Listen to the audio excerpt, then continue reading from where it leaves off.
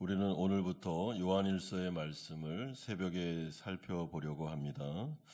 요한일서는 영생의 말씀으로 가득 차 있습니다. 그래서 때로는 형이상학적으로 들릴 수도 있지만은 이 말씀은 우리의 실제적인 삶을 주관하는 말씀이고 우리에게 생명력과 충만한 능력을 주는 말씀입니다. 그러므로 첫 번째로 오늘 본문은 생명의 말씀에 관하여 1절에서 4절에 말씀하고 있습니다. 1절에서 이 생명이라는 것은 목숨이 아니라 목숨 그 이상, 그 무엇, 영생을 의미합니다. 그런데 오늘 본문은 그 신비한 생명인 영생을 주는 말씀이 있다고 하고 있습니다. 따라서 생명의 말씀이라는 것은 생명이신 말씀이라고 번역할 수도 있고 생명을 주는 말씀이라고 번역할 수도 있습니다. 그러니 생명의 말씀에서 생명이 나오고 있습니다. 우리 주님은 사람이 음식으로만 사는 것이 아니라고 말씀하시면서 마태복음 4장 4절을 통해 하나님의 입으로 나오는 모든 말씀으로 살 것이다 라고 강조하셨습니다. 이것은 사람이 하나님의 말씀으로 산다는 의미이고 따라서 누군가 지금 하나님의 말씀을 먹지도 아니하는데 살아가고 있다면 그거는 목숨이지 생명은 아닙니다. 그러므로 우리가 정말 삶다운 삶을 살려면 하나님의 입에서 나오는 말씀을 먹어야 합니다. 요한의 편지는 바로 그 생명의 말씀에 관하여 선언하고 있습니다. 그러면서 요한은 그 생명의 기원이 태초에 있음을 알려줍니다. 이때 태초라는 것은 우리의 손이 미치지 않는 곳, 우리가 생각할 수 없는 그런 장소를 말합니다. 그런데 너무나도 다행스럽게 그 생명의 말씀이 나타났습니다. 따라서 우리는 이 생명의 말씀이 나타났기에 그 말씀을 들으면 됩니다. 1절에 태초부터 있는 생명의 말씀에 관하여는 우리가 들은 바요. 그런데 요한은 더 나아가 눈으로 보기도 했으며 손으로 만지기도 했다라고 말씀하므로 이것은 소리 그 이상 한 인격체였음을 우리에게 알려주고 있습니다. 2절에 보십시오. 이는 아버지와 함께 계시다가 우리에게 나타난 바 된 이신이라라고 말합니다. 그러므로 사도 요한은 예수 그리스도께서 바로 생명 그 자체이시며 말씀 그 자체이신 분이시고 그분이 이 땅 가운데 나타나셨고 자신은 그분을 보았고 그의 말을 들었고 손으로 그를 만졌다라고 하면서 예수 그리스도께서 바로 생명 그 자체이심을 우리에게 말씀해 주고 있습니다. 그러므로 이 영생의 말씀을 자신은 보았고 들었고 만졌기에 이제 자신은 말씀에 대한 증언자고 그리고 전하는 것이며 선포하고 있다라고 말씀하고 있습니다. 그러므로 생명의 말씀을 전할 때 그 전하는 자의 말을 듣는 사람은 예수님과 사귐을 이루게 되는데 여기서 말하는 이 사귐이라는 것은 코이노니아, 공동체를 말합니다. 따라서 생명의 말씀이 교회를 형성하고 있습니다. 공동체의 기원은 3절에 보면 우리와 사귐은 아버지와 그의 아들 예수 그리스도와 더불어 누림이다라고 하면서 성삼위 하나님과의 연결된 공동체를 말해주고 있습니다. 그러니까 정리하면 이렇습니다. 생명의 말씀이 이 땅 가운데 오셨습니다. 그의 말씀을 듣는 자는 생명을 얻게 됩니다. 그런데 생명을 얻은 사람들이 함께 모이는 것이 공동체가 되고 그래서 예수 그리스도의 복음을 통해서 교회 공동체가 형성됩니다. 그런데 교회 공동체는 성삼위 하나님과 연결된 코이노니아, 함께 사귐이 있는 공동체이기 때문에 여기는 인간들만 모여 있는 곳이 아니고 하나님이 다스리시는 공동체가 됩니다. 그런데 그 말씀이 중심이 된 생명력이 계속 공급되는 공동체 가운데는 기쁨이 주어진다라고 말씀합니다. 4절에 우리가 이것을 쓰면 우리의 기쁨이 충만하게 하려 함이니라. 우리 육신을 살게 하는 음식도 함께 먹으면 기쁜데 하물며 영원한 양식을 함께 먹으면 얼마나 기쁘겠습니까? 따라서 교회는 말씀으로 세워지고 말씀으로 세워진 이 교회는 서로 사귐이 있으며 사귐 가운데 기쁨이 넘쳐나게 됩니다. 서로가 신뢰하는 공동체, 우리 안에 생명이 존재하는 공동체 가운데는 기쁨이 존재하게 되고 그 기쁨 가운데는 사람이 회복되고 사람이 살아나고 사람이 변화되는 놀라운 은혜가 나타나게 됩니다. 그러므로 오늘 이 말씀을 통해서 사도 요한은 성도들에게 또한 이 세상을 살아가는 모든 인류애를 향해서 생명의 말씀을 들으라. 그리고 그 말씀 가운데 유일한 기쁨이 있으며 그 가운데 하나님의 은총을 통한 공동체를 형성할 수 있고 거기에서 사람은 변화되고 회복되며 진정한 영생으로 나아갈 수 있다라고 말합니다.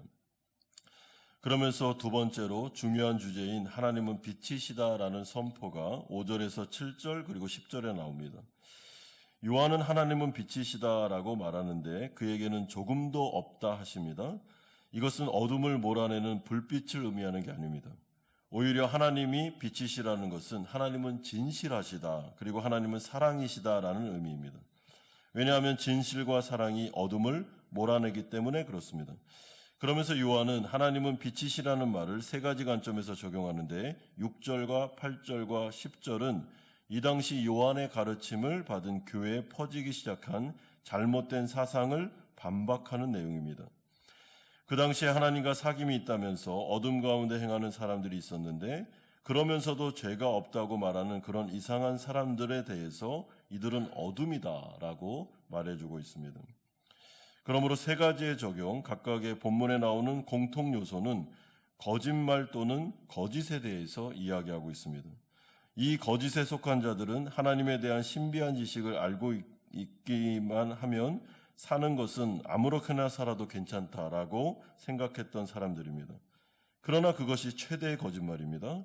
빛이신 하나님과 사귐이 있다면서 어떻게 어둠을 좋아할 수 있겠습니까?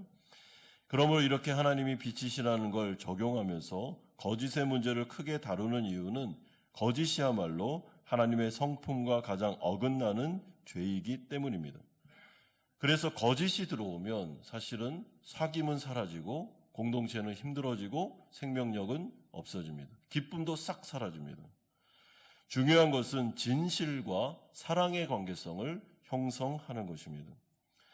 여러분, 진실과 사랑이 없으면 그 가운데는 기쁨도 없고 진정한 공동체는 이루어질 수가 없는 것이죠.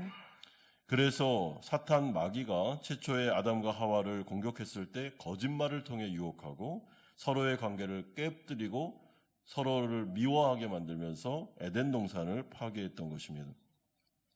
이런 점에서 성도는 교회 안에서, 가정 안에서, 서로와의 관계 안에서 진실하고 또한 사랑의 관계성을 형성해야 됩니다.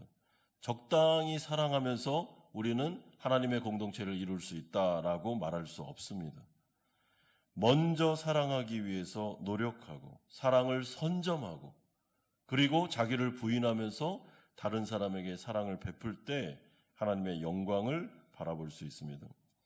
그렇다면 어떻게 진실과 사랑의 관계성으로 나아갈 수 있을까? 세 번째로 고백의 중요성을 8절에서 9절은 말씀합니다. 여러분, 고백이 어둠을 몰아낼 수 있습니다. 고백을 한다는 것은 빛으로 나아가는 행동입니다. 죄를 자백하는 것은 죄를 폭로하여 관계를 끝내자는 게 아니라 관계를 회복하자는 그런 시도입니다. 그러므로 하나님 앞에 나아가서 거짓말하고 변명하고 하면 하나님과의 관계가 돈독해질 수 없습니다. 하나님 앞에 가서는 제일 먼저 해야 되는 것이 정직하게 죄를 고백하는 것입니다. 하나님 앞에 나와서 숨기지 않는 것입니다. 하나님 앞에 모든 것들을 자백하는 것이죠. 그러면 하나님은 미쁘시고 의로우사, 하나님은 그러한 겸손에 대하여 진실과 사랑에 대하여 너무나도 기뻐하셔서 그의 죄를 용서하신다라고 말합니다. 그런데 이 고백은 하나님께만 고백하는 게 아니고 공동체 안에서, 가정 안에서 서로에 대해서도 고백하는 것입니다. 내가 이런 부분에 잘못했습니다. 이런 부분은 내가 죄를 지은 것 같습니다. 미안합니다. 죄송하게 생각합니다라고 진실되게 사랑의 마음으로 고백하면 서로가 그 이야기를 들은 사람은 어떻게 됩니까? 용서해 주면서 관계가 돈독해지는 것이죠. 그러므로 9절은 우리에게 약속합니다. 만일 우리가 우리 죄를 자백하면 그는 미쁘시고 의로우사 우리 죄를 사하시며 우리를 모든 불의에서 깨끗하게 하실 것이다 라고 약속해 주고 있습니다. 하나님의 미쁘심, 신실하심과 의로우심이 우리의 소망입니다. 여러분, 교회 공동체가 관계가 자꾸 깨지는 이유는 진실하지 않을 뿐만 아니라 서로 사랑하기를 포기했기 때문에 그렇습니다. 입으로는 사랑하자라고 말하는데 진짜 관계성 안에서는 사랑하지 않습니다. 서로 가까이 가지도 않습니다. 적당한 거리를 두고 계속 평행선을 달리고 있습니다.